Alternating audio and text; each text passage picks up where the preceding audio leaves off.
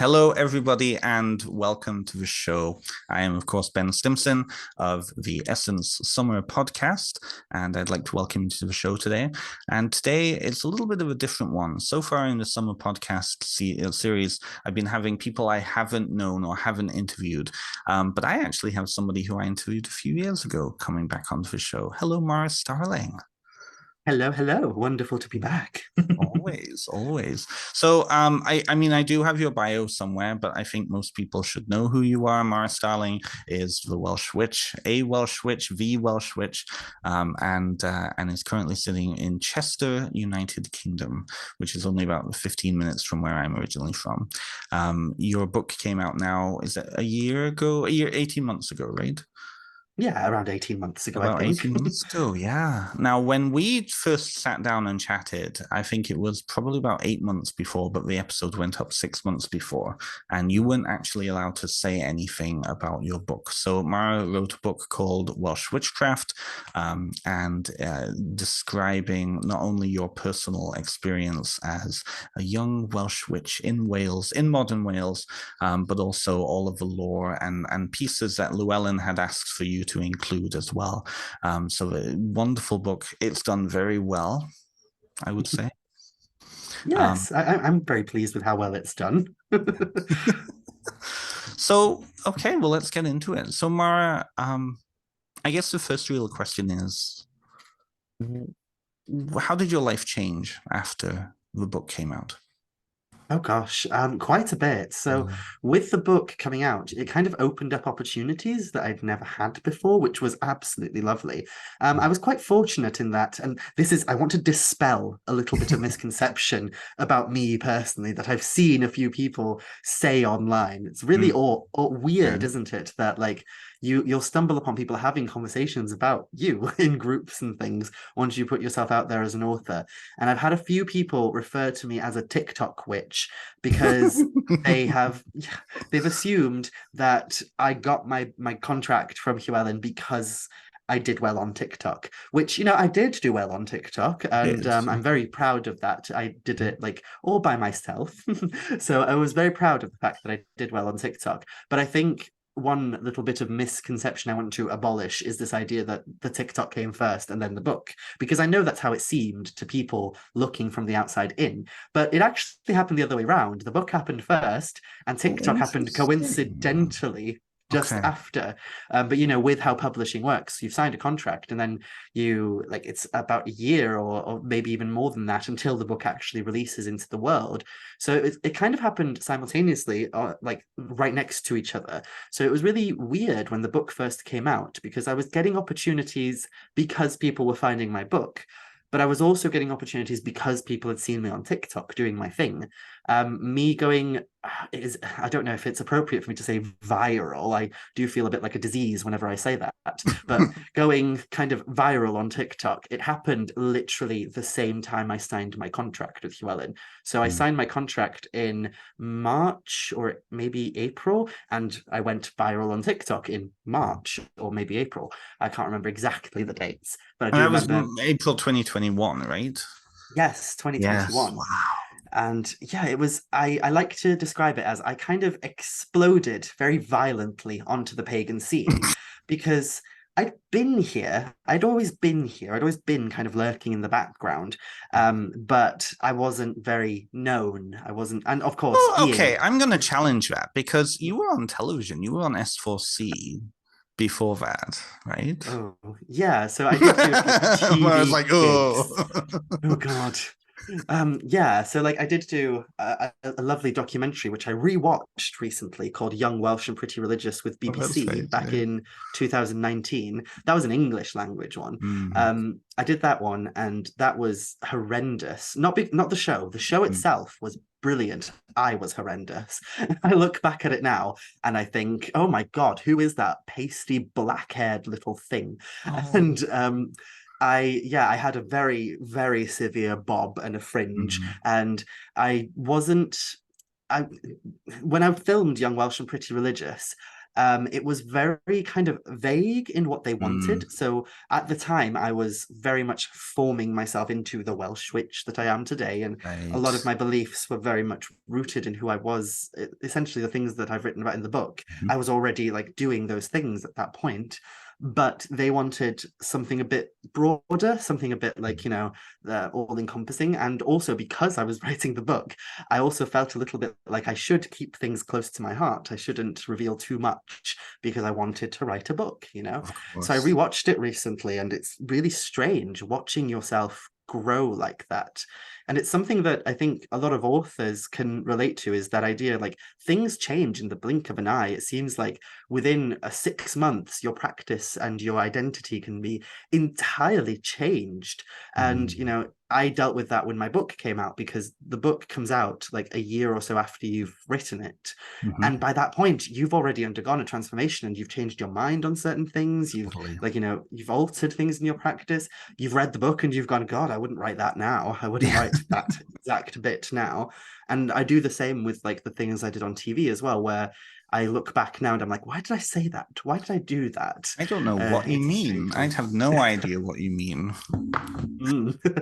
Exactly. And it's like, and it's a conversation I've had with a few other authors, Mm, especially like on my own podcast. I've had people like Anwyn Avalon, Jenna Talundra on, and we've talked about how, people see a snapshot of your practice yes, locked absolutely. in that one period of time.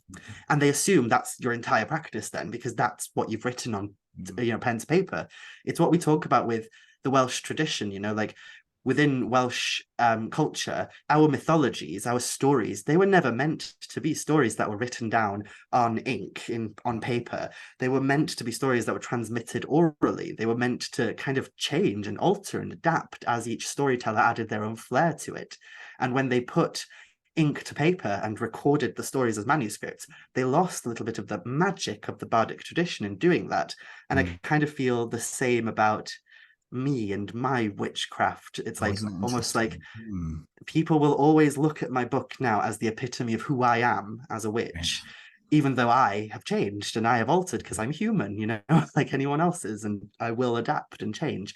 And so that's a big lesson that I've learned in like with becoming an author like this, and in the grand scheme of how my life has changed. So you've got the Mhm. exoteric aspect of my life, where my life is kind of exploding and I'm doing a lot of conferences and events and having opportunities and meeting people too, meeting people that I Mm, used to and still do admire and love and look up to, people that are authors and people who are really up there, people that I used to like essentially look up to as inspirations, and again still do, are mhm. now like in my friend circles, and that's really odd.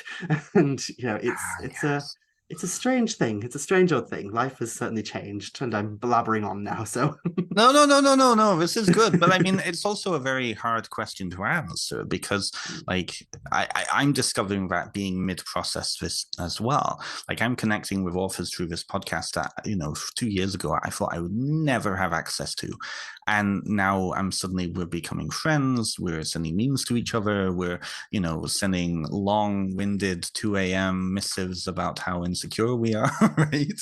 It's interesting. It is interesting how that changes, and that piece around looking at this stuff in this book that I would definitely change if I was writing this now. I've noticed that my appreciation of that writing then changes to, okay, I'm not as focused then on writing the perfect thing.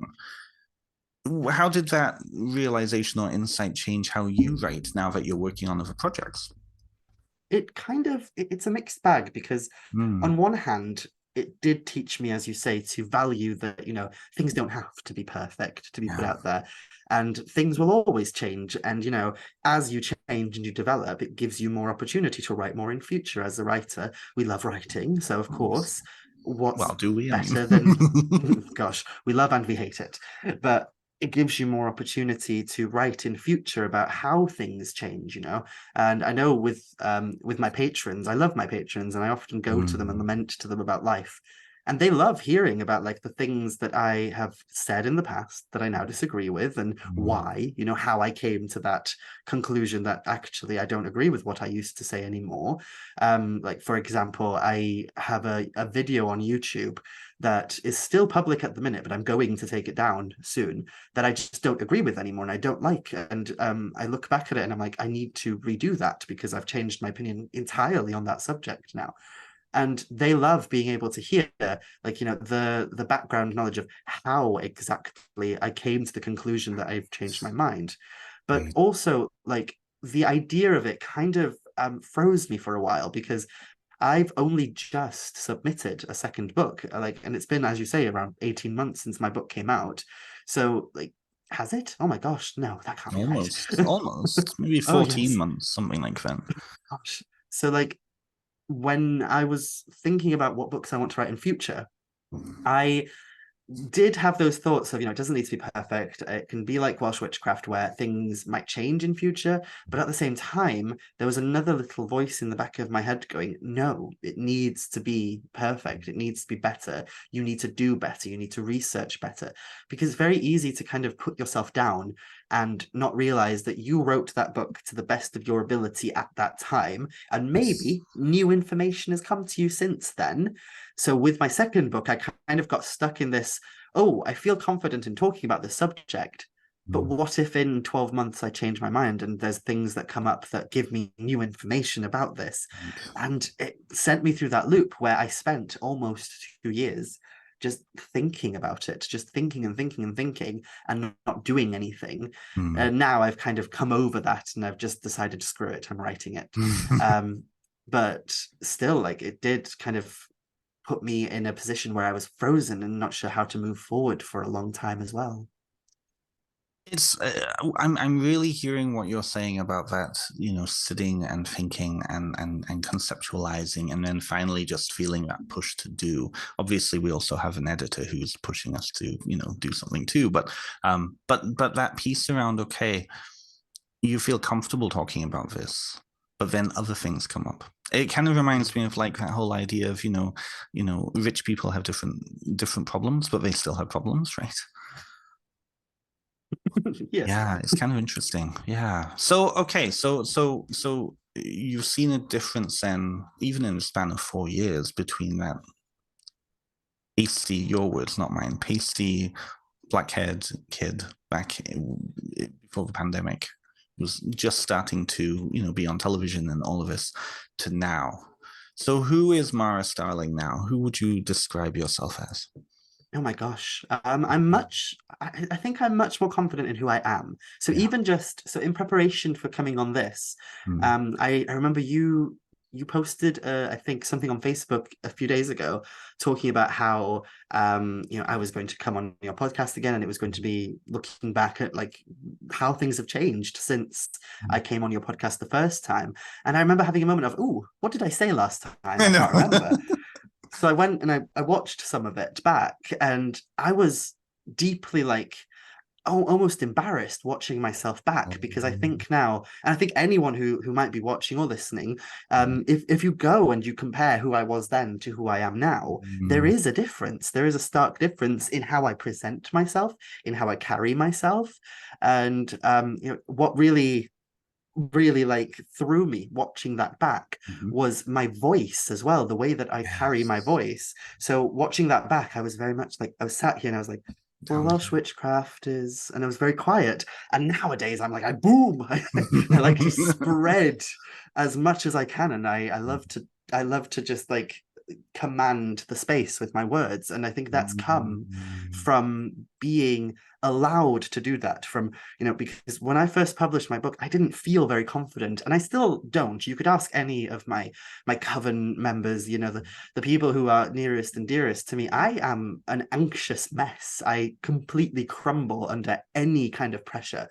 And I think people don't understand that about me, because when they meet me, they see this kind of, especially at conferences and events and festivals that I do, I take on a persona almost, where I Right. become the TikTok personality, like on my TikTok, I Mhm. jump out of bushes and I teach people about Welsh fairies and Yes, such. yes, yes. So in in kind of retrospect, I look back and I think I've really become more secure in who I am, because back then I was asking myself questions of, like, am I authentic? Am I actually, allowed to be in this space? Am I valid in my voice?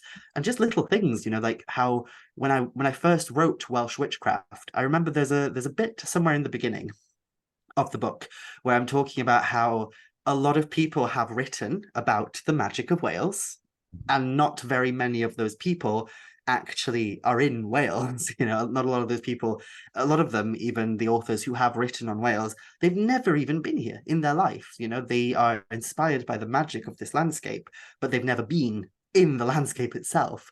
And I remember there was a line where I said, after that, I said, but that doesn't mean that they're any less authentic than my voice. They're very much valuable. They're very much, deserving of their space as much as Mm. I am, and they're just as authentic. And my editor sat me down and went, no, like, no, because that's not the case. Like, you are a more authentic voice because you are living within that culture.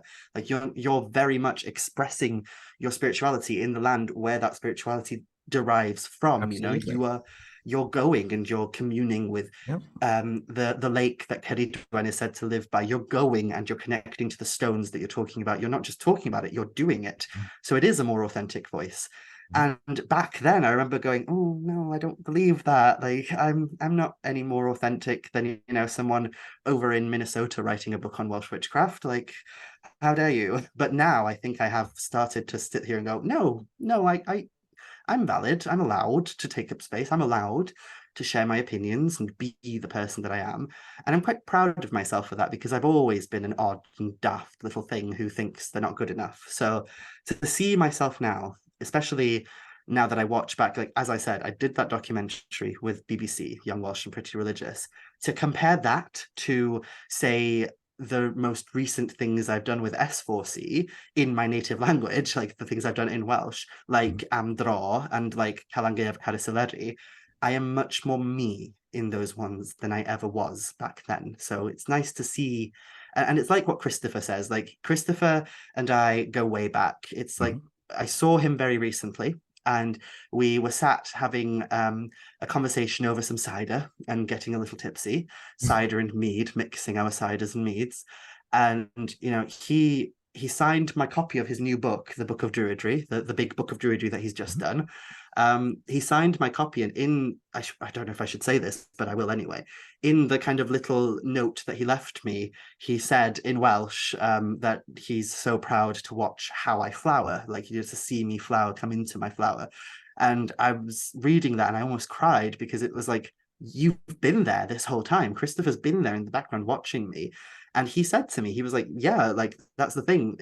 If you ever get anyone criticizing you for what you do, if you ever get anyone trying to question you for what you are and whether you're authentic as a witch, just remember, I was there. I've seen you, and I know Yeah. you were doing it. I know you were doing the work. So if anyone ever makes you feel like you're not good enough, just remember, there are people like me who have seen you transition and transform Absolutely. into the person you are today. And it just made me feel a bit like a phoenix. I was like, yes, yes, I have come into myself quite a bit. And hopefully I'll continue to go into myself. Well, I was gonna say because I in preparation for our chat now, I did watch the same thing, and I was very curious for myself because I don't often go back and look at very early episodes, but I was curious for myself, kind of how I changed, and it was interesting to see both of our body languages, how we both were inside ourselves and not taking up space. You were wearing that scarf, almost hiding yourself, right? You said something very important there, which was I'm allowed. And I'm curious then, who gave you that allowance? I think it was honestly myself at the end of the Yeah. day, because I Hmm. was constantly, I know, especially when I was writing the first book and I was coming into this little world, I was constantly looking for someone to give me that permission to just be me. And I mean, that goes back even further to when I was first wanting to write the book, because Mhm. Christopher knows that I've wanted to be a writer since I was a teenager, because I told him, it was one of the reasons we bonded, because I loved writing, he loved writing, and I said, one day I'm going to be a writer as well. And he would often push me and say, when are you doing it? When are you doing it? When are you going to write your book? And I'd be there going, I don't know yet. It's not quite time. Um, and I remember when I finally, so before I wrote Welsh Witchcraft, I did write another book, but I never did anything with it because it didn't turn out the way I wanted it to. And it just wasn't me in the end. So it was almost like the book that I thought people should expect me to write. So I shelved that one and I threw it aside. And I turned to Christopher because he knew I was writing that book at that time because I told him I was writing a book. And I turned to him and I said, okay, I've shelved that book. I don't want to do it anymore. Sorry, there's something going on outside.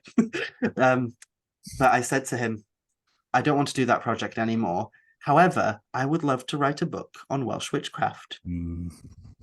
Is that okay? And I asked him, like, is that okay? Because that's kind of your area, that's your area. And he kind of lost it at me. He was like, why are you asking my permission? Like, that's not for me to decide. I don't own Welsh things. You don't have to ask me for permission to do it. Just do it. Like, you're as much Welsh as I am, so do it. And in that moment, I didn't really embody that message, but I have over the years now embodied that message of, I do have a right to be here. And it's a message that I try and spread as much as possible because I meet people now. So many people write to me, come to me in my emails or come up to me at events that I'm at. And they're like, I want to write a book, but I don't know how. And I think they expect me to be, because there are some authors who can be really cagey about it and can be really almost, I wouldn't use the word negative because it almost brings up, like new agey spiritual ideas when you do that. But there are some authors who they're so guarded about it that they almost try and detract people from wanting to be authors.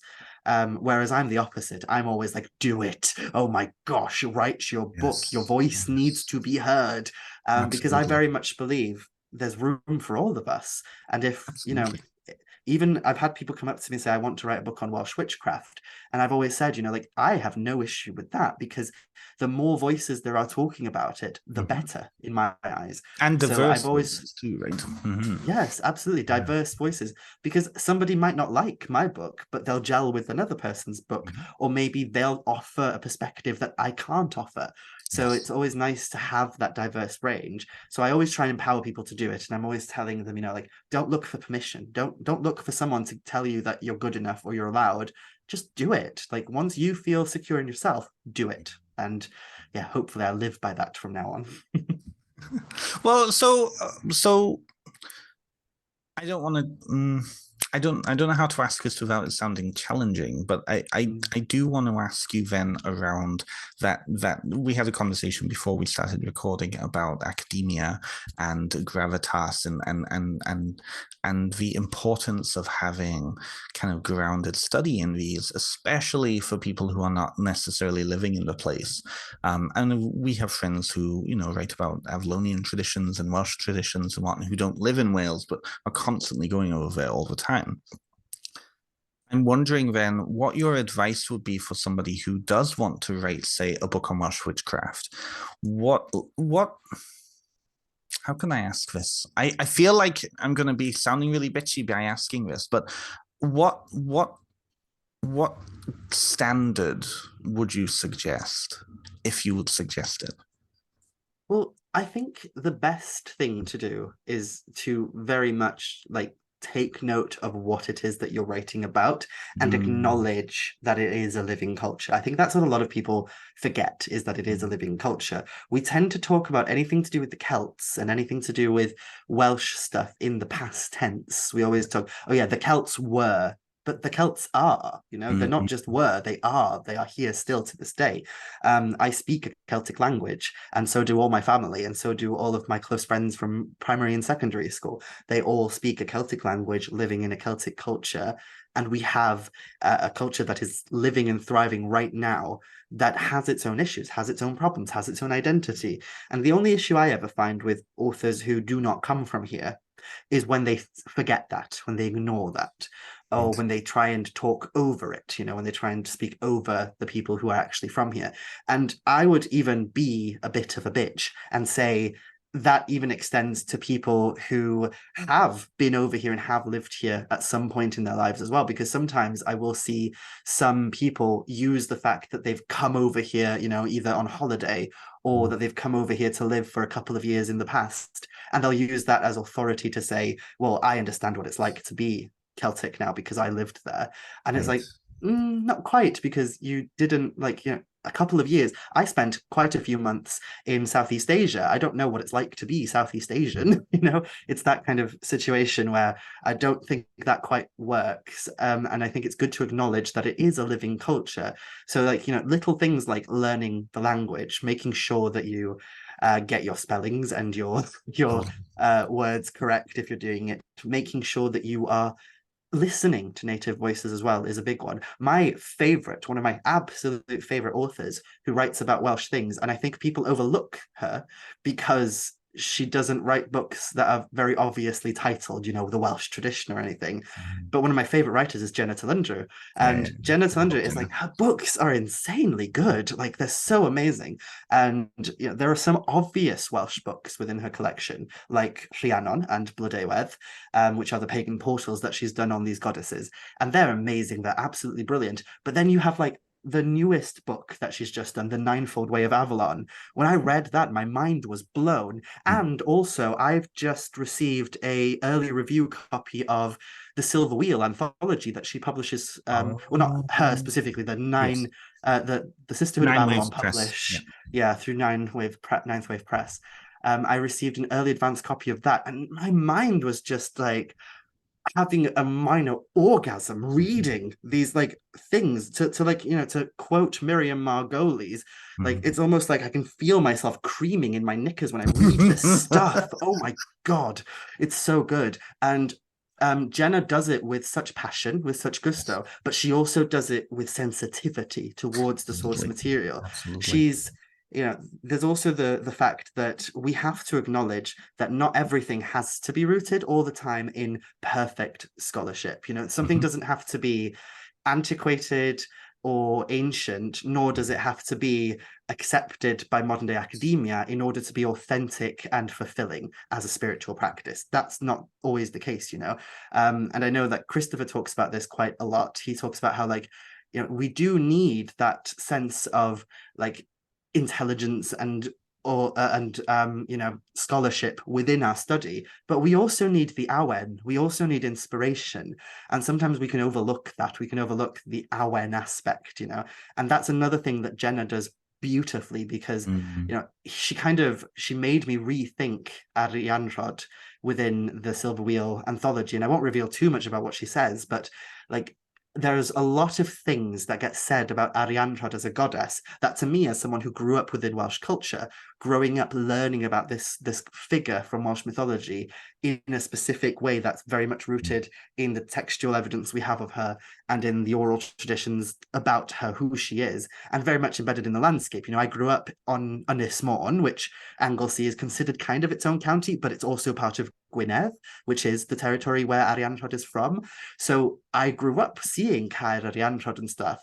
So there's elements of who Arianrhod is as a goddess that often leads me going, where does that come from? What are you doing? Like, I don't understand how this fits who she is as a goddess based in like what evidence we have of her from the Welsh tradition. This doesn't seem, and even recently I did a video for my Patreons where I said it's almost like there's two Arianrhods. There's the Arianrhod of Welsh tradition, and there's the Arianrhod of kind of neo-paganism, and they seem to be devoid of each other. And when I read Jenna's book, she kind of touches on that. So, well, I say Jenna's book. When I read the anthology that the Sisterhood of Avalon have created, and Jenna's essay is one of the first ones that's in the book, and the way that she covers that, and she talks about how she has evolved, she's become something beyond the sources. And usually I would be rolling my eyes at someone trying to do that. trying to pigeonhole these gods and goddesses into something that they're not within Welsh tradition. And yet Jenna does it with such beauty and grace that it made me go, this makes sense. Oh my gosh, I've never thought of it that way. So she's a great example of someone who, is not from here. And as she said on my podcast, she doesn't even have connections to here. She doesn't have heritage or ancestry Sicilian from here. background, isn't she? Yeah. Yeah, but she still does it with such sensitivity and compassion for the culture, and she obviously loves the culture, and that to me is magical in and of itself. You need to love the culture and love the culture for what it is, not the fantasy that's been created around it. I hope that answers the question in some way. No, it does, and it touches on many other things too. That piece around that sensitivity is really important, right? And I think that sensitivity connected with lived experience, or connected with even lived experience of connecting with the source material, right? Thinking, okay, well, how does this then impact my life? How does this show up in my own world, right? That universality piece can come in. I think it's funny. I had Christopher on a couple of weeks ago before he went to Glastonbury, and his episode is coming out in a few weeks from now, so people who are watching this will wait for that. But I asked him about a particular story in his own life where he was stood on the Golden Gate Bridge and he was looking out. You probably heard this story yourself. Yeah, probably at some Yeah, point. at some point, yeah. So, well, he was sat on the Golden Gate Bridge. First time being in California, and he wasn't connected with the landscape. He was like, there's nothing here. And then when he looked out at the bay, and suddenly he could see Ceridwen's cauldron, and everything clicked. It was like, okay, the connection, that lived experience, that source material, that story, all that colliding, right? And then he could connect with that landscape in that way. Beautiful process. That has Absolutely. nothing to do with the first question, but it's a good story. So I'm okay. So you said something important around that, with that idea of learning to appreciate then lived experience. So you obviously are coming from that lived experience for yourself. That's really influenced who and your work so far. And so I'm curious because I asked Brett this at some point. I think he was doing a presentation for Norwich. That's why when I asked him this, and it was the idea of connecting then with other places, because you've been doing a fair bit of traveling. When you're outside of Wales, I'm curious, what is that like for you when you're traveling? I mean, you live in England right now, but you're close enough to the border, like you can see Wales from where you are, right? But when you're traveling in other places, then how does that impact who you are? If that Oh, makes sense. it is an interesting one because it's difficult here because it's something that might offend people when I talk about it, the difference in, being in England and being in Wales for me, because there is a difference in my eyes. And when I've said this in the past, I've offended a lot of primarily English people Mhm. who don't like that I'm saying that, who don't like that I'm saying that there's a different vibe and a feel in certain parts. We have liminal areas where it's kind of like much more kind of a mixed bag. So like I would never have moved to Chester if Chester wasn't singing to me in the way that Wales did. Even though, like you say, I'm so close to the border, it still is technically England. Yes. But because of its proximity to Wales, and because of the shared culture that Wales and this area has had for so long, there is still an essence of what I grew up in still here. I can walk down the street that way to the east a little bit, and there's a Welsh church. There's a church that has all their posters outside are in the Welsh language. Their services are all in the Welsh language, and that to me, like, and I often like when I go to Primark on the odd occasion that I need socks or something, and I walk around the city centre, you still hear the language being spoken here because it's so close. To this is where primarily most of people on the kind of northeast coast, is it northeastern coast of Wales, pretty much everyone from that part of Wales and even as far as Anglesey come here to shop. Yeah. So it makes sense that I still hear the language, and I often tell Welsh people who come here, don't talk shit about people while you're in I Chester in know. Welsh, because Yes, you yes, never yes. know who can understand. Because there have been moments where people have said rather nasty things about me, and I've gone, bitch, I can understand you. It's a fun one. But there have been times, especially lately, where we travel further afield, and a lot of people, whenever I talk about how when I go to say London or Coventry or somewhere like further out into England, Stoke-on-Trent even, I have this very different feeling. It's like it's not quite home. And whenever I say that, I get a lot of these people who get offended and say, well, there was a time when it was all Brythonic, so why can't you connect to that, you know? Mm, And it's like, it's more than that, though. It's the fact that the language is so far away. I don't hear it spoken. I don't see it, in the signs and such. And also, like, the landscape is so different a lot of the it's times. Like, yeah, there's a difference in the landscape, and there's a difference in people as well, their attitude. It's like we always talk about how accents in the UK change from like you all you have to do is go 2 miles down the road and there's a and different it's different. accent. Yeah. It's the same with culture in general. Like it changes slightly, just a little bit further out Mm, from where you are. And it's not just England for me either. There's also areas in like the south of Wales that I go to and I feel a little alienated, where I'm like, I don't feel like I quite fit here. And it's those little things that call you home, and it's not a feeling that I can fully contextualize in words. I don't think it's very much within the Welsh sense. It's like hiraeth, like that hiraeth I feel for home. Um, it's very much like apparent in certain areas over others. I mhm. do sometimes try and embody the idea that these places still have connections in some way. So, like we went to Gloucester last year to do a ghost hunt thing, and during that Gloucester ghost hunt, I was reminding myself constantly, you have the Afon Havren, the Severn River, rushing through Gloucester. It's also called Caer Loyw in Welsh, Caer Loyw, the Fort of Light. And it's a place that is featured prominently in the story of how Culhwch won Olwen. And we have places like that across England, where the stories take place. So I try and root myself by thinking about those and thinking about the culture that we have shared. But still, there's always that little feeling of this isn't home. And it's Yes. very hard to fully contextualize that to people because people don't get it. They don't understand. Whereas, when I go to Anglesey, there's this again very difficult to describe feeling when you cross the bridge onto from the mainland of Wales onto Anglesey. My back always shivers. I always get that shiver, that same sensation you feel when you hear a nice song, or when it's Mm, that shiver that goes through your body. Your hairs all stand on end. I get that every single time I cross the bridge, because it's like I'm home and home is yes. speaking back to me. And it reminds me of something that I'm bringing him up a lot at the minute, but Christopher said to me a few years back, which was, I think, when people talk about hiraeth and homesickness, or any kind of feeling of longing or grief for a place that you once had in your heart that you're not in anymore, when people Mm, talk about hiraeth specifically, they often think of it as a longing for home. But mhm. they never stop to think, well, what if home is also longing for me? What if home Right. is also missing me? And I think it's that feeling. It's that, like, I can sense that not only am I missing home, but home is missing me as well. And it's a very intense and visceral feeling. It's hard to describe to people who've not experienced it. I've experienced that myself. And I know you know that because I post about it so much on my Facebook page, but it is for me.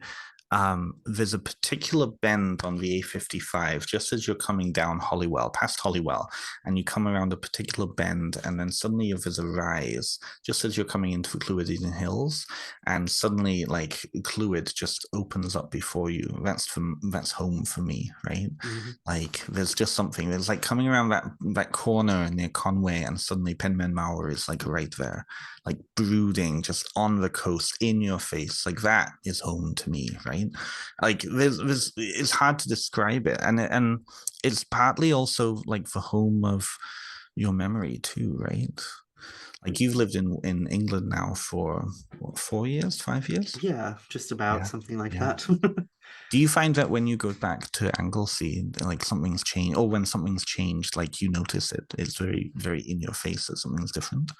Oh yes. I Yeah, often say to people, hiraeth is a weird thing because it's not quite homesickness, it's yeah. like a longing and a grief. And the difference I find between homesickness and hiraeth is that often you can cure homesickness by going home. You can't cure hiraeth by going home because it's not the same. It's you're not longing specifically for home. You're longing for something that might not even exist anymore. And it's a really weird feeling when I do go home because I have these moments of, I still believe that one day I will end up back on Anglesey. I definitely will. I have to. I'm putting that out into the world, to hear. I need to go back there one day. But every time I've gone back recently, it's not quite been right yet because it's this feeling of I don't fit here yet. And I will, I know I will eventually, but there was a reason that I needed to leave, and there will be a reason that I need to go back. And but yes, like even in a very kind of literal sense, the things that change, the when you drive down a road that you've driven a million times throughout your entire lifetime, and there's a new building or there's a building that's gone or knocked down, and it's like it jars you, it sends you into this almost like anxiety state of like, what's going on? Like this is wrong. This isn't home anymore. What's going on? It's a strange feeling, isn't it? It's yeah, it's and that jolt is incredible. I experience this unfortunately now every single Wednesday. Where I live with Mm. my parents now is an hour north on the same road from where I grew up over here, and I have to pass through my hometown to get to my campus. So I'm driving past our like a place we lived for 25 years, and I'm looking at it, and I'm looking at the new owners. There's just changing everything on the outside, and it is, but it's interesting then that feeling of okay, that release. Do you Mm. experience that sense of release when it comes to that sense of home for you? I do, but in a very kind of silly, introverted way. I often feel that sense of release with, and I hope none of them are listening. I don't think they will. They're not interested in anything I do. With my family, like, I often like I'll go home, and to me, when I think of, and this will make me sound like a terrible person, when I think of going home and the things I want to do while I'm home, it's always yes, I want to talk to my mum and I want to talk to my nine.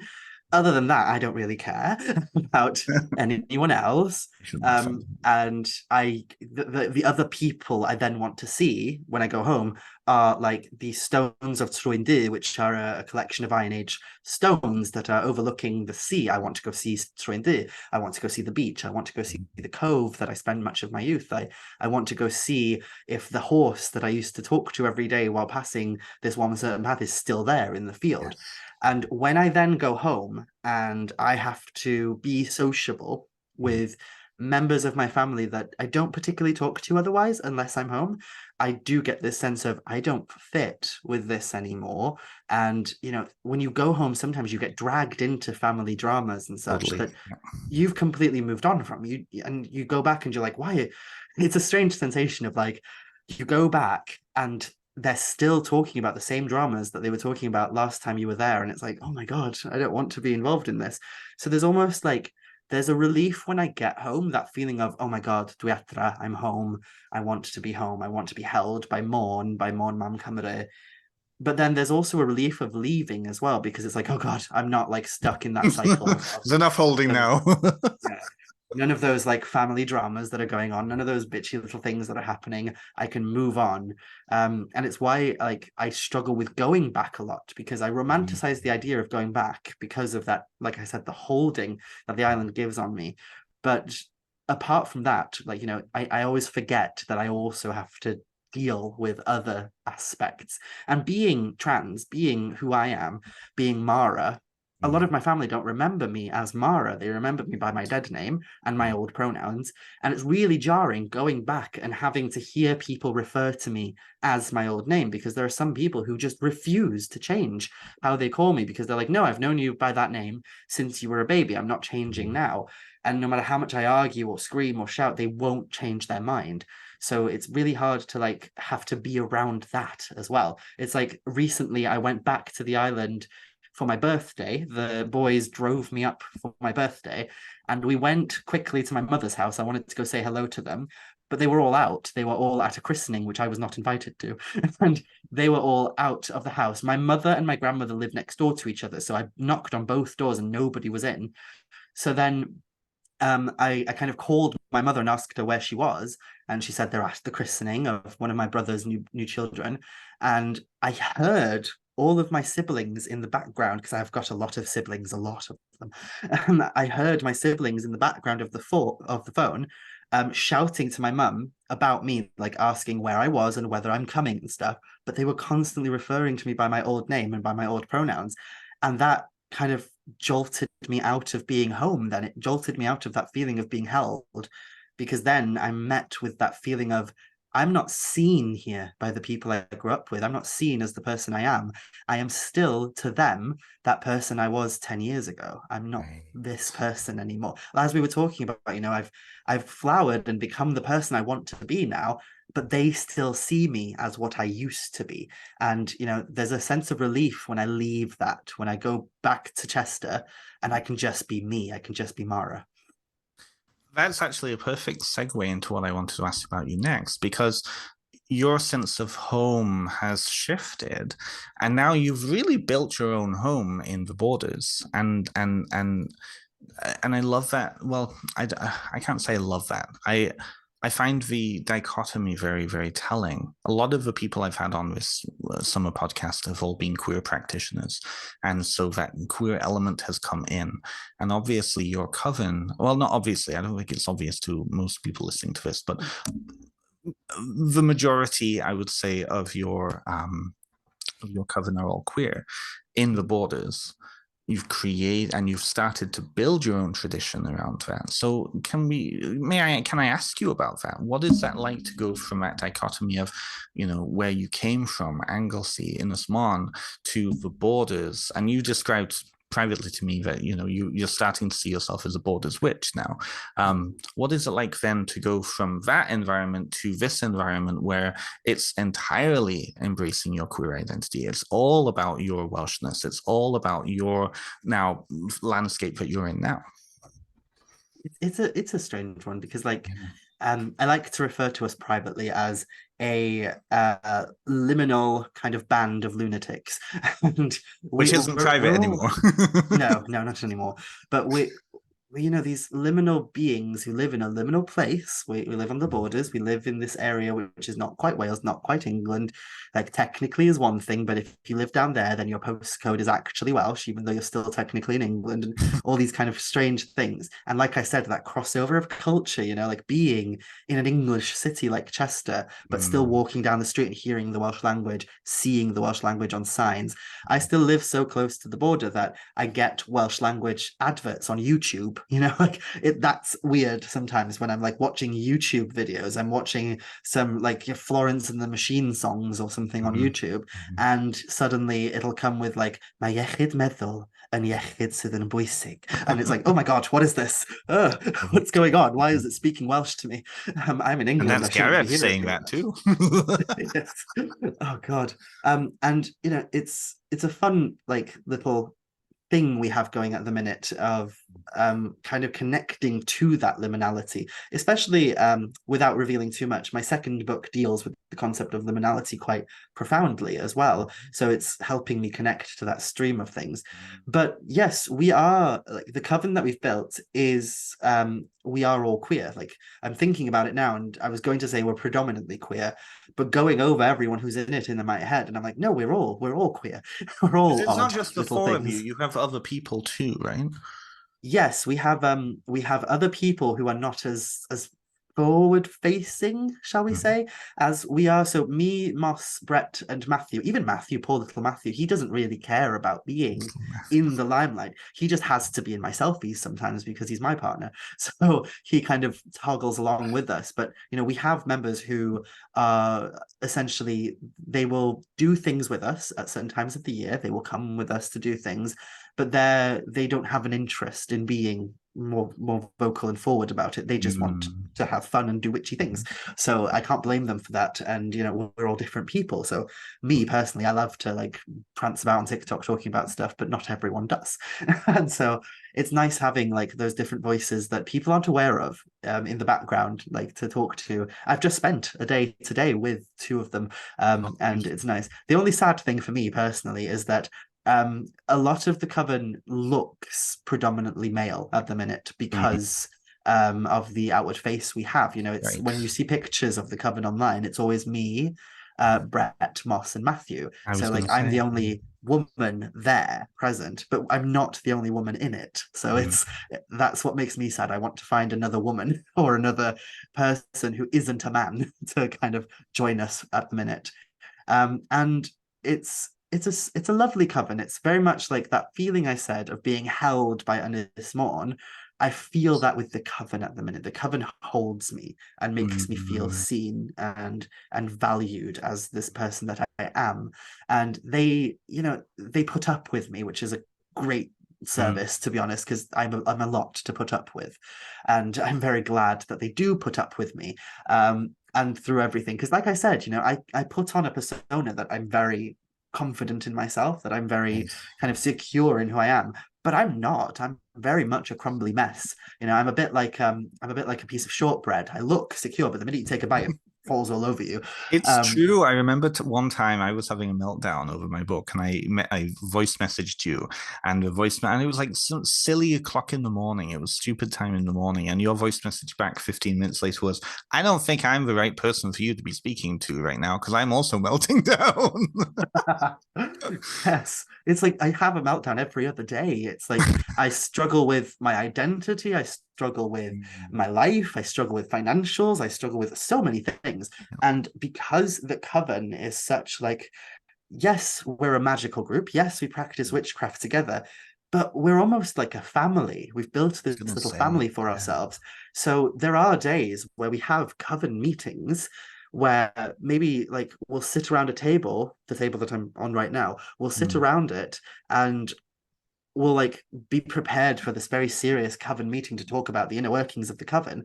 And then I'll just go, oh my God, I'm dying. Like, help me. And I'll just like have a bit of a rant to them all. And they do, they sit there and they Love it. listen and they give advice and they hold me and they like see me for what I am. Mm, And I remember very vividly, there was a period in time when I used to apologize all the time mm, for being so quote unquote messy, I used to call it, for being such a mess, for constantly like, going to them with my problems and lamenting and crying. And I was like, I'm meant to be a high priestess or whatever you want to call a coven leader. And I'm just here melting down to you. And I remember, I think it was Moss. Moss turned to me and he said, but I don't see that as a mess. I don't see you as being a mess when you do this. You're just authentic. You're very open about how you're feeling. You're very in mm, touch with your emotions, that you know what you're feeling at all times and you're able to voice them. That's not being a mess. A mess would be someone who buries them and refuses to talk about them and then exactly. breaks down 3 months later because of it. You're talking, you're voicing it. And I remember just feeling, oh God, I needed to hear that, like I needed that advice because it's true.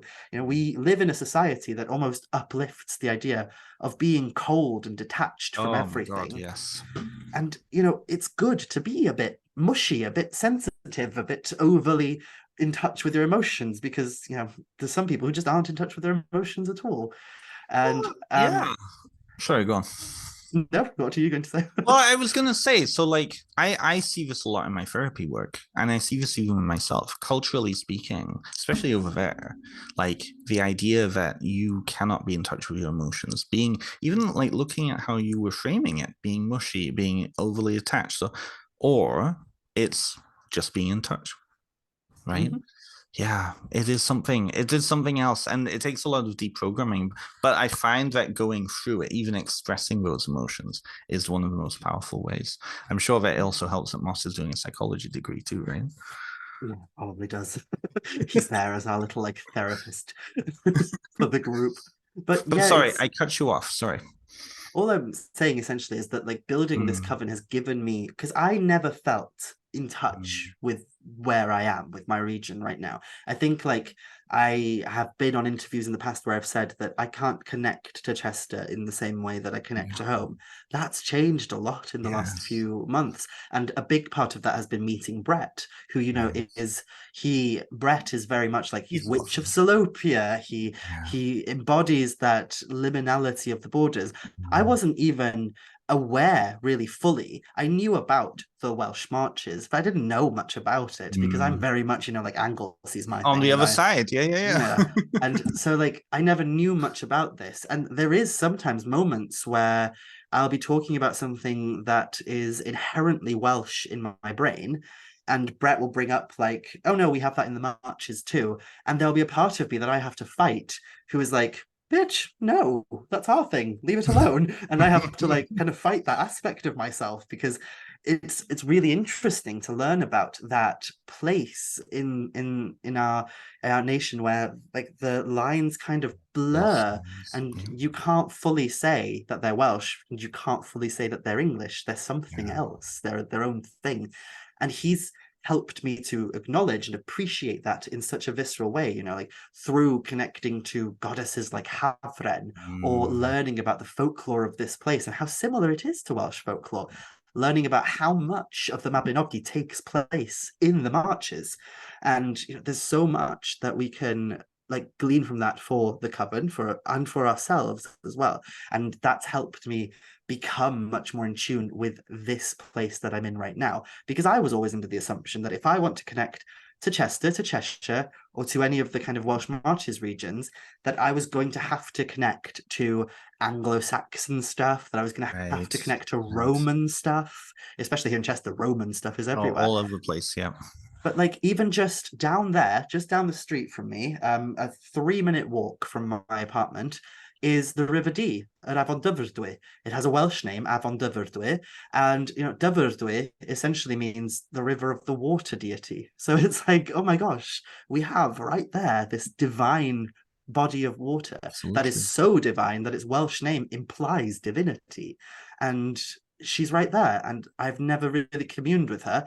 And then, similar to Christopher on the Golden Gate Bridge, I remember I went on Christmas Day last year Mm. and I was looking down into the water and I had these little quartz crystals that I'd gathered from a place in Wrexham.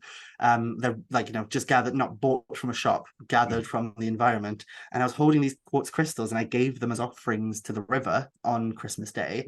I Mm. love going on walks on Christmas Day because it's so quiet and dead. Yes. Um, but I gave these offerings and I looked down into the water and I felt so strongly the presence of Ceridwen. And I was like, this is Ceridwen speaking to me right now. Totally Why? makes Why is sense. Ceridwen speaking to me?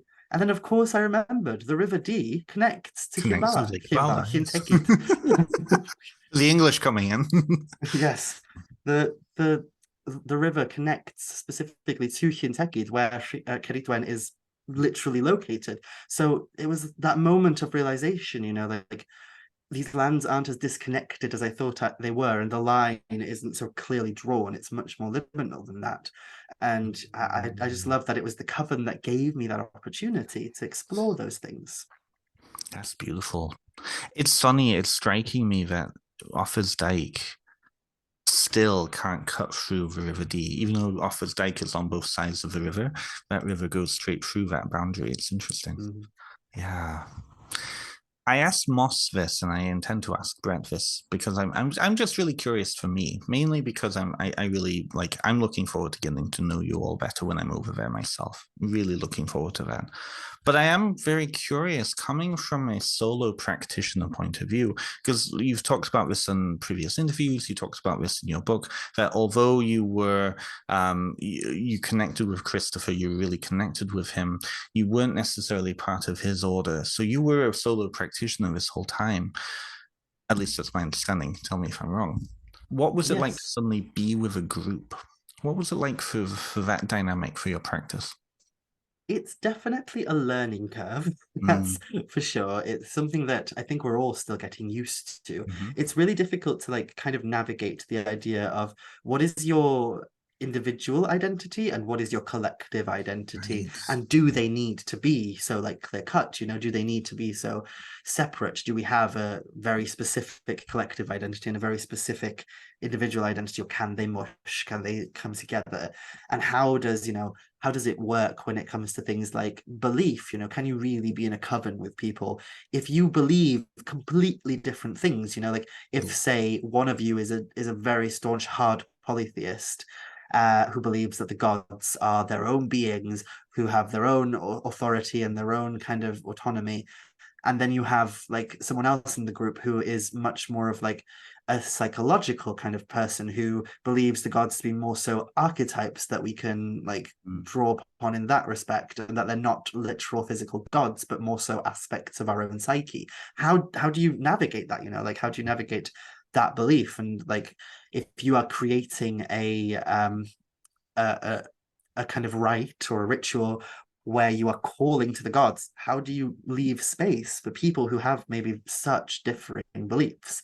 Where we're fortunate, where we're very fortunate as a group ourselves, is that we don't seem to diverge much from each other when it comes to our beliefs. We don't have as much divergence as like some groups do. So for example, like I know with the Anglesey Druid Order, and I don't think this is a big secret of the Anglesey Druid Order, a lot of the Anglesey Druid Order do have very differing beliefs when it comes to the gods. And I know that Christopher very much is like, I won't tell you who the gods are. I won't tell you how they operate. I won't tell you how they function. You can figure that out for yourself. And when we call to the gods within our rituals, you can bring your own ideas into that. Whereas like I struggled with that idea. I struggled with the idea of like, how do you just kind of like deal with that aspect of it? And yeah, it was definitely a learning curve. The biggest learning curve for me at the minute is learning to not lose my solitary practice, Right. learning to not like Right. lose it entirely. Because I look back at before we started the coven, and I had a very defined practice. And then Mhm. when we started the coven, I put so much energy and time into the coven that my solitary practice kind of started to vanish into the background a Okay. bit. My altars were being neglected. My shrines that I have around the house were being neglected. You know, I didn't go and see the spirits that I forged connections with for quite a while because I was busy, like forging this coven essentially. So it was definitely a learning curve, and it still is a learning curve. You know, we're still in Absolutely. early days. We're still figuring things out. But it's a learning curve that's giving a lot to us all, I think, and Right. giving us that opportunity to really allow ourselves to be present in the coven dynamic. It's Mm, really fun, and I'm appreciating the way we're doing it, because though we call ourselves a coven, you know, essentially we're doing something quite unique because we're not following in a tradition that already exists. We're paving our own, mhm. and that fact alone is exciting because it means that we don't have to follow any rule book of how this works. We can kind of figure it out as we go. And I love that. I love that aspect. And it's giving me the same vibes as when I first initially came to witchcraft and I was trying to figure out my solitary practice. It was like very much, you know, you spend years and years cultivating like what are your beliefs, and then something happens and you completely change your mind again. And that's what's happening right now in the coven. Like we'll have this moment of this is what we are, this is the direction we're heading, this is where we're going, and then we'll have a massive tower moment and it'll all collapse again and we Oh, have to yes. rebuild from the beginning. And but I've grown to love those moments. I Right. love, like, I know a lot of people would get frustrated with it, but I love that. I love that Mm. moment of falling apart and crumbling, because it Mm. means you've realized something about yourself that is so deeply ingrained that you need to rebuild. There's no other option. And it's exciting to be in that building process, I think. Oh, that's so dynamic. That's so dynamic. I love it. I want to ask you a more sensitive question around that because I think some of my viewers will be interested in this. Maybe they're wondering themselves. And we can edit this out if you don't feel comfortable with the answer afterwards, but um how do you, as Mhara Starling, navigate the power dynamic within the group. You, Mhara Starling, as Llewellyn author, you, Mhara Starling, as somebody who's been practicing for many, many, many years.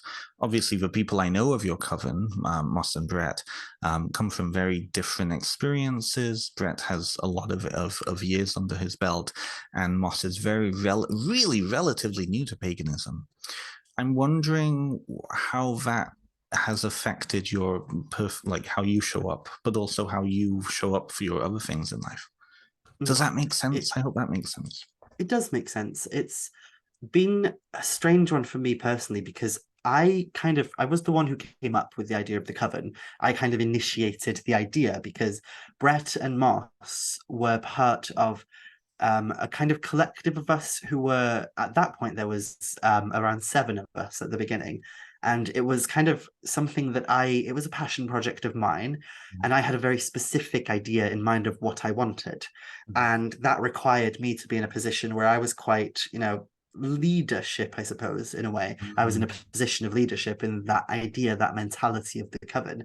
And when that idea was initially on the table, I was very much of the opinion that I was going to embody that idea of the high priestess, that concept that we see in a lot of other covens, that leader. Then my image of that leader was somebody who is both like an organizer, someone who makes sure that we have meetings in place, that we know what we're doing, that we know where we're heading, but also like being almost a bit of an advisor, a guide, and a mentor to people. So people would I had this idea that people would come to me and they'd learn from me from that.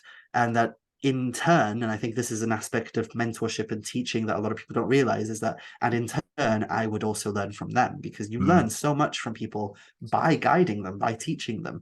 And I often say that I think I've learned more from those who have helped us build this coven than they ever have from me. And they might disagree with that. And I know they like very loudly disagreed with me last time I said that out loud, but I truly believe that I've learned more from them than they ever have from me.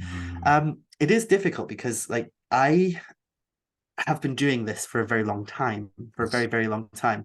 And it's been my whole life for a very long time as well. Even before I wrote my book and before I kind of exploded, as I said, onto the scene, I was already working, as a tarot reader and doing things in the background. And I'd already been meeting up with the Druid Order, and I had my little working group on Anglesey that we worked with. And there was all these little things that have built who I am, that sometimes things don't quite work out the way I envisioned them. And being neurodivergent and having issues with things like expectations versus reality, sometimes that can push me back and make me go, oh, this didn't work the way I wanted it to. And that's sad. And I've had to learn very quickly to appreciate those moments, as I said earlier, like of appreciating those moments of this didn't work. Okay, let's break it down and rebuild. And what really kind of changed the course of this coven initially was that it crumbled before it even began. It could have destroyed itself absolutely at the beginning. Right at the beginning, there was a very big situation, very, very big situation that left me completely reeling and unsure of what this coven was going to be. It was a situation where very many people, because we were at one point a much bigger coven, and there were many people who walked away from it after that. There was a situation that was loaded with drama, loaded with a lot of stuff that I won't get too much into, Absolutely. but it was a moment, like I said, a tower moment. It was that moment of everything collapsing so that it can be rebuilt. And from that moment where everything kind of collapsed, we started going down a very different path after that, where that role of that concept of the high priestess wasn't as integral to it anymore. Like it wasn't as needed anymore, because rather than me presenting a coven that I had in mind and delivering it to people the way that I'd envisioned it, it then became more of a collaborative project where we were all kind of giving our all to it, where we were giving as much into it as I was. Like people were adding as much into it as I was at the time. And we still operate on kind of that level right now, where I kind of act as this central point, but everyone in the coven is on equal footing, and we act like that. And the thing that changes is when we go public with the coven. That's the Right. only time that I find that who I am then needs to be a bigger thing, because people tend it's a strange thing, but people see authors as being much more of an authority than Mm, other people in the community. It's like I often lament about this and say that I feel like there's a lot of voices in the UK, a lot of pagan voices who are very important and very needed right now, but they're being ignored because they're not authors, so they don't have a book and they have no interest in writing a book. And yeah. there's numerous like speakers that come to my events that I go to as well, that they don't have books, but they're such a valuable voice in the Mm, community that I wish they were more broadly known. So what I've noticed is that when we take the coven publicly, like when we take the coven to festivals like the festivals for pagans and witches in Coventry, mhm, people tend to look to me as though I'm this big grand poobah leader. And a lot of the time I kind of have to take that role then, because we get people asking us questions and people need someone to kind of look to as that kind of like, oh, what's going on? What am I doing? mm. And I enjoy that. I enjoy that kind of publicly, but on a more personal level, I enjoy right now that the coven is much more fluid than that. We're not quite as rigid in like a hierarchy as a lot of other covens are. And yeah, it's still kind of forming at the minute, and we'll see where it leads. But I'm excited for it, and I like that when we're public and we're in like those conference or festival spaces. Yes, I am Starling, Mm. the coven leader, the author. But privately, I'm just Mara, and I can You're just just Mara. be with my coven. I can just be who I am. I can be that little mess, as I said, and they hold me. Oh, that's beautiful. It's been interesting watching, kind of knowing you a little bit beforehand and getting to know Moss and Brett in the meantime. It's been interesting kind of seeing the online developments because obviously you don't share a lot of what your action is and outside of that. Um, but it is interesting kind of what's been happening and you've been gaining more attention. There was of course the S04C discussion, the short documentary that happened, and it's interesting to see. What am I trying to say? It's just interesting. It's just very interesting, Mara. But it's a beautiful process, and I love that symbol you said way before in the beginning of the interview about that idea of you becoming a phoenix, and I love the symbol that you've chosen, Gyffes Goch, which is crimson serpent, red serpent. Yeah, so like red serpent is what we usually translate it to. Because of course in Welsh mythology, serpents become dragons, right? Yes, so there's a lot of Mm. imagery behind the name itself Mhm. and the meaning behind it. Anyone who's read my book has seen the phrase Gyffes Goch, even if they haven't fully like realized it. It's a phrase like the terminology Gyffes Goch comes from an old like 17th century charm. But there's so much imagery surrounding it. And one of the imageries that I'm happy to share is a very obvious one, which is that snakes do, they shed their skin and they rebirth into something new. And Mm. what is initiation into the mysteries if not that process of shedding the old life away so that you can step into the new version of yourself, that new glistening shining version of who you are, who is much more prepared to deal with what's to come. So that kind of imagery is embedded, but there's more to it, but Absolutely, I'm not absolutely. privy to say. Oh, absolutely. That's part of the mystery, right? Absolutely. Mm. Yeah. Well, Mara, I've kept you for 10 more minutes than I was anticipating, so this was good. Thank you so much for that. It's been lovely to reconnect with you. I mean, we obviously talk outside of this, but it was lovely to have you back on the show. Oh, it was lovely to be here. Thank you so much for asking me. Of course. We'll have you back on in 2 years' time. We'll see how much of a mess you've become. Yes, by then my hair will be all over the place and I will be hopefully much, much bigger. Love it. I love it. I love it. Well, for those of you who've been watching, Mhara Starling, I will put all of her links down in below. For those of you who don't know who she is or haven't read her book, it is available. And by this time, in 18 months, 2 years, your next book will also be available too. Um, I'm looking forward to reading that one. You've told me a little bit about it, but I'm looking forward to experiencing that one. For those of you who are wanting to connect with you, though, you have some courses you're planning, aren't you? And I know you just announced this on your Facebook, so I can ask. Yes, so currently I do some stuff via Patreon and such. I offer like videos and stuff, and it's very much sporadic because my life is very hectic. So I can't usually promise like regular content because every time I tell myself, yes, I'm going to do regular content, something happens and I can't do it, and then I panic. So I've kind of pulled that burden off of my shoulders and gone, there's content that goes up on Patreon at some point throughout the month. But I kind of want to extend myself a bit further in the next year, and I want to create much more elaborate courses that can delve deeper into certain aspects of things. So I've got 3 courses planned in my mind that I've been planning for the last couple of months. And one of them is very much just for fun, and that's Learn Welsh via the Myths and Legends of Wales. So it's a Learn Welsh course via magic, I suppose. The other 2 courses are much more kind of pagan. They're like, there's a course specifically focusing on the gods and goddesses of Wales and methods of connecting to them, and then another course that's more of a generic Welsh witchcraft course, like how to build a witchcraft which is inspired and informed by the magic of Wales, which kind of coincides with my book but goes deeper into aspects that I don't cover in the book.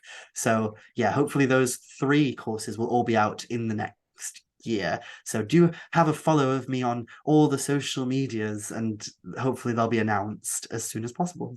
Excellent, wonderful. And do you ever you? I shouldn't be asking this like this part of a conversation, but do you have a website, or is it Facebook, Twitter, Instagram, and TikTok?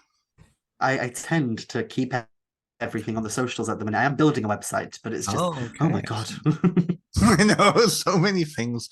Okay, well, I will put all those links down below. Have a follow of Mara. Keep an eye out for those. And of course, you also are speaking at so many of the events in the UK. So if any of my UK listeners are watching, do check out some of the festivals, all of the festivals that Mara is speaking at, because they're all wonderful and worthwhile. And I again thank you for coming on, Mara. Thank you so much. You're welcome. For those of you who are watching these summer podcasts, next week I have Nicholas Pearson. We're going to go straight into the world of minerals and gems. And if Nicholas is watching this now, I don't think he will be because he's so busy himself. But he said that you're going to be a tough act to follow. So I'm going to be really, really hard on Nicholas so that that's a decent conversation as well. Oh, I love Nicholas. He's such a sweetie. Sweetie. I know first thing he said to me when we connected, I said, "Oh, and I see you're friends with Mara too." He said, "Oh, I'd love to have tea with her someday." So you're gonna have to make that happen. Oh, yes. Some tea, some Welsh talk, and some crystal talk. That would be great. Love it, love it, love it. Everybody, have a good night. Mara, have a good night, and noswaith da. That's it. Ah.